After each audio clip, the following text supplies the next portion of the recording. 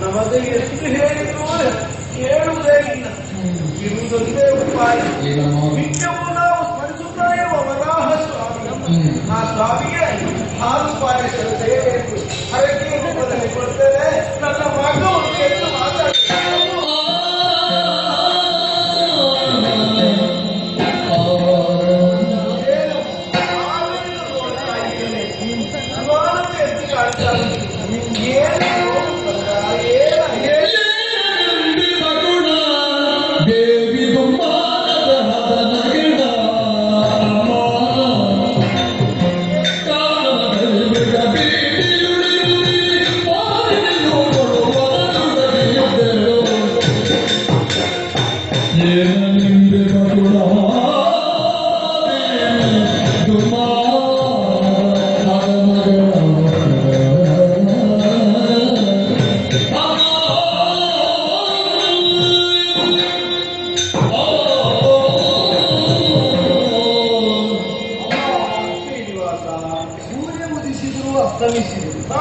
ಬದುಕಿನಲ್ಲಿ ಉತ್ಸಾಹ ಇದ್ದರಲ್ಲೂ ಎದ್ದು ನಿತ್ಯದ ದೈನಂದಿನ ದಿನಚರಿಯನ್ನೆಲ್ಲ ನಾವು ಸಾಂಗವಾಗಿ ನಡೆಸಬೇಕು. ಮಗು, ನಿನ್ನ ನಗೆಯಲ್ಲಿ ನಿನ್ನ ವಯಸ್ಸು ಎನ್ನುವುದು ಕಳೆದು ಮತ್ತೊಮ್ಮೆ ಯೌವನವಂತು ಅಂತ ಕಾಣುವ ತಾಯಿಯ ಮಗುವೆಲ್ಲ ಕಳೆದು ಹೋಯಿತು ತಾಯಿ.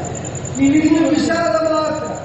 ವಯಸ್ಸಿದ್ದು ಕೈಗೆ ಸಿಗಲಿಲ್ಲ ಅಂತ ಆದರೆ ಲೋಕವೆಲ್ಲ ನಿಸ್ತೇಜವಾಗಿ ನೀರಸವಾಗಿ ಕಾಣುವುದಿಲ್ಲ. ನಾನು ನಿನಗೆ ಬಯಸಿದೆಯೇನಪ್ಪ? ಅದು ಏನು ಅಂತ ಹೇಳಿಲ್ಲಲ್ಲ.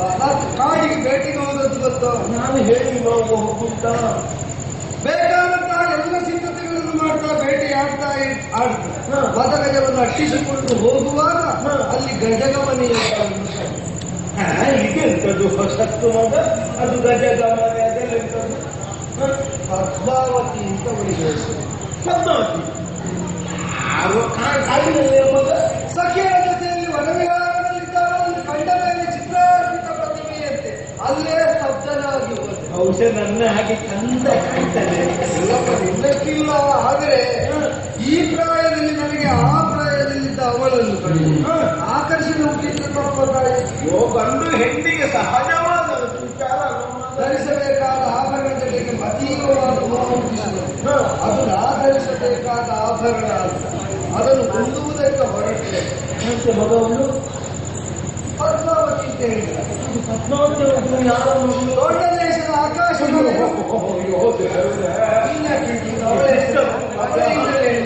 ಅಯ್ಯೋ, ಇದೆಂತದ್ದು? ನಾವು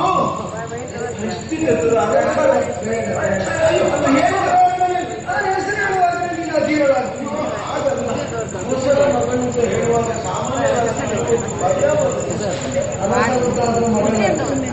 ಮಗಳಲ್ಲಿ ಹೆಣ್ಣೆಯನ್ನು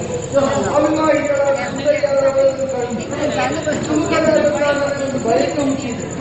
ಒಂದು ಮದುವೆ ನನಗೆ ಹೆಣ್ಣು ಬೇಕು. ಅದೇ ಅವನು ನಾನು ಅಮ್ಮನ ಬೈಕ್ ಈಡೇರಿಸುವುದಕ್ಕಾಗಿ ಮದುವೆಗಾಗಿ ಮನೆಯಲ್ಲಿ ಕೇಳಿದ್ರೆ ಕಲ್ಲೆಸೆಯುತ್ತಾರೆ. ಕೇಳಿದ್ರೆ ಕುದುರೆಯನ್ನು ಬಡಿದು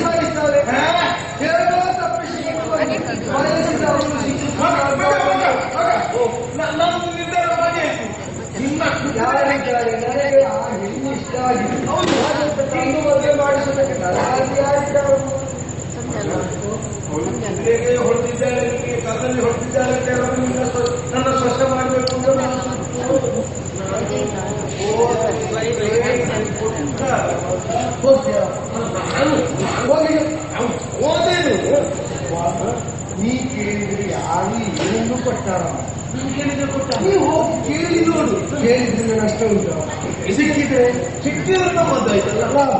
ಹೌದು. ಆದ್ದರಿಂದ ನಷ್ಟ ಇಲ್ಲದ ವ್ಯವಹಾರದಲ್ಲಿ ಲಾಭ ಮಾಡಿಕೊಳ್ಳುವುದಕ್ಕೆ ಆಸಕ್ತರಾಗಿ ನನಗಾಗಿ ಹೋಗಿ ಬಂದೆ. ನನಗೆ ಮದುವೆ ಆಗುವುದು ಮಾತ್ರ ನೀವು ನೋಡುವುದಕ್ಕಾಗ್ತದೆ. ಇದು ಹೋಗುದೇ ಆದ್ರೆ ನಾನು ನಡೆಸ್ಕೊಂಡು ಹೋದ್ರೆ ಇವತ್ತು ಕಲ್ಪಿಯದ ಅಂತ ತಲೆ ಬಿಸಿ ಅಷ್ಟೇ. ಈಗ ಕಳಿಸಿದ ವ್ಯವಸ್ಥೆ ಮಾಡಿದ್ರು ನಾನು. ನನ್ನೊಂದು ವ್ಯವಸ್ಥೆ ನೀನು ಮಾಡಿದ್ರೆ ಅದರಲ್ಲಿ ಸಿದ್ಧವಾಗಿ ಅದೇ ಅರ್ಧೌದ ಗರುಡ ಅವನ ಹೆಗಲೆಯಲ್ಲಿ ಅವ ಹಾರಿಸ್ತಾರೆ, ಅಲ್ಲಿ ಕೊಂಡೋಗಿ ಅರಮನೆ ನಿಲ್ಲಿಸ್ತಾರೆ. ಹೌದಾ? ಹೌದು. ನಾನು ಹಿಡ್ಕೊಂಡಾಯ್ತಲ್ಲ. ಹೌದು. ಸರಿ ಸರಿ ಹೋಗ್ತೇನೆ ಹೋಗ್ತೇನೆ. ಹೋಗಿ ಪ್ರಯತ್ನಿಸಬೇಕು. ನಾನು ಪ್ರಯತ್ನಿಸ್ತೇನೆ ಮಗ. ಹಾಗೆ ಸುಮ್ಮನೆ ಬರಿಗೆ ಬೇಡ. ನೀನು ಕಲವಿಸಿ ಮಗ. ಪಾಯಸ ಮಾಡಿಟ್ಟಿದ್ದೇನೆ ಮಗ. ಒಂದು ಪಾಯಸ ಕುಡಿದು ಬಿಡಾಯ್ತಾ? ನೀನು ತರುವ ವರ್ತಮಾನವೇ ಪಾಯಸ. ಅದರ ಮೊದಲವನ್ನು ಇಷ್ಟಾಗಿರ್ತದೆ. ಅದರ ಪ್ರತೀಕ್ಷೆ ಶ್ರೀನಿವಾಸ ಮಾಡಿಸ್ತೇನೆ.